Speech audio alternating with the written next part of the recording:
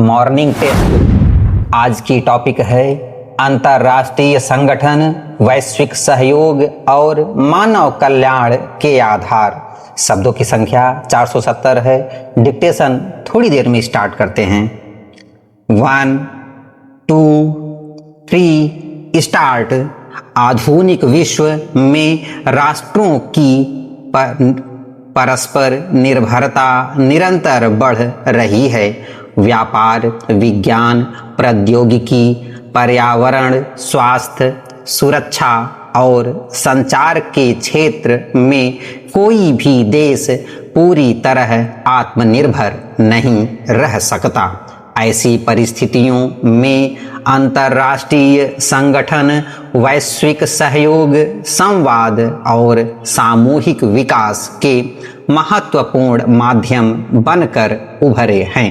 इन संगठनों का प्रमुख उद्देश्य विभिन्न देशों के बीच समन्वय स्थापित करना तथा मानवता के सामने उपस्थित साझा चुनौतियों को शांतिपूर्ण समाधान खोजना है। संयुक्त राष्ट्र संघ विश्व का सबसे प्रमुख अंतर्राष्ट्रीय संगठन है।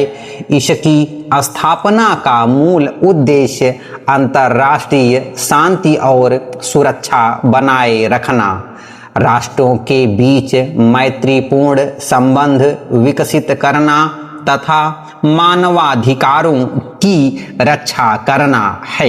इसके अतिरिक्त विश्व स्वास्थ्य संगठन वैश्विक स्वास्थ्य व्यवस्था को सुदृढ़ करने, महामारी से निपटने और स्वास्थ्य संबंधी नीतियों में सहयोग प्रदान करने का कार्य करता है।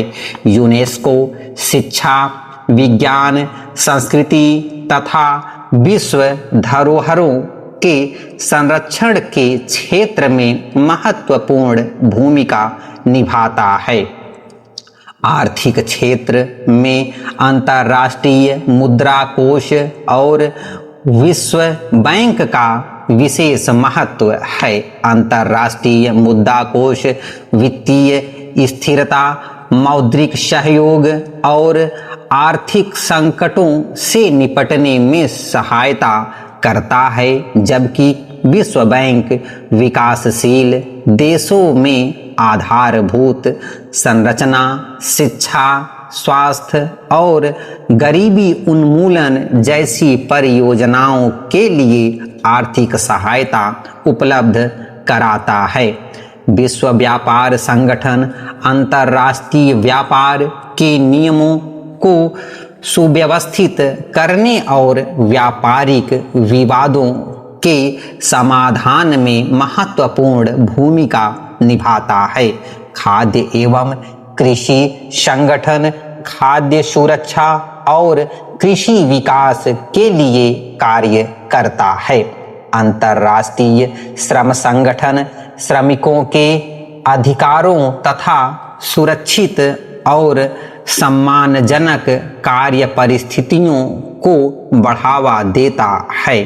संयुक्त राष्ट्र पर्यावरण कार्यक्रम पर्यावरण संरक्षण, जैव विविधता और जलवायु परिवर्तन जैसी वैश्विक समस्याओं पर देशों के बीच सहयोग को प्रोत्साहित करता है। अंतर्राष्ट्रीय परमाणु ऊर्जा एजेंसी परमाणु ऊर्जा के शांतिपूर्ण सहयोग तथा परमाणु सुरक्षा के क्षेत्र में महत्वपूर्ण योगदान देती है। क्षेत्रीय स्तर पर सार्क और आसियान जैसे संगठन पड़ोसी देशों के बीच आर्थिक, सामाजिक और सांस्कृतिक सहयोग को बढ़ावा देते हैं। G20 विश्व के प्रमुख अर्थव्यवस्थाओं को एक मंच प्रदान करता है, जबकि ब्रिक्स उभरती अर्थव्यवस्थाओं के बीच सहयोग को सुदृढ़ करने का प्रयास करता है।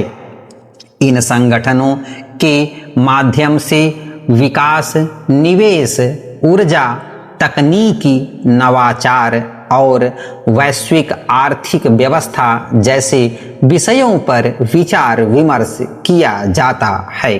भारत अंतर्राष्ट्रीय संगठनों में सक्रिय और रचनात्मक भूमिका निभाता है। भारत बहुपक्षवाद, शांतिपूर्ण सह अस्तित्व, विकासशील देशों के हितों तथा वसुधैव कुटुंबकम की भावना पर बल देता है। जलवायु परिवर्तन, आतंकवाद, महामारी और आर्थिक असमानता जैसी समस्याओं के समाधान के लिए भारत वैश्विक साझेदारी को आवश्यक मानता है। अतः अंतर्राष्ट्रीय संगठन आधुनिक विश्व व्यवस्था की आधारशिला है। उनकी सफलता केवल प्रस्ताव पारित करने में नहीं बल्कि सामूहिक निर्णयों को प्रभावी ढंग से लागू करने में निहित है। यदि राष्ट्र संकीर्ण स्वार्थों से उठकर सहयोग, समानता और उत्तरदायित्व की भावना से कार्य करे तो अंतर्राष्ट्रीय संगठन विश्व को अधिक शांतिपूर्ण, सुरक्षित, समृद्ध और मानवीय बनाने में निर्णायक भूमिका निभा सकते हैं। स्टॉप। धन्यवाद।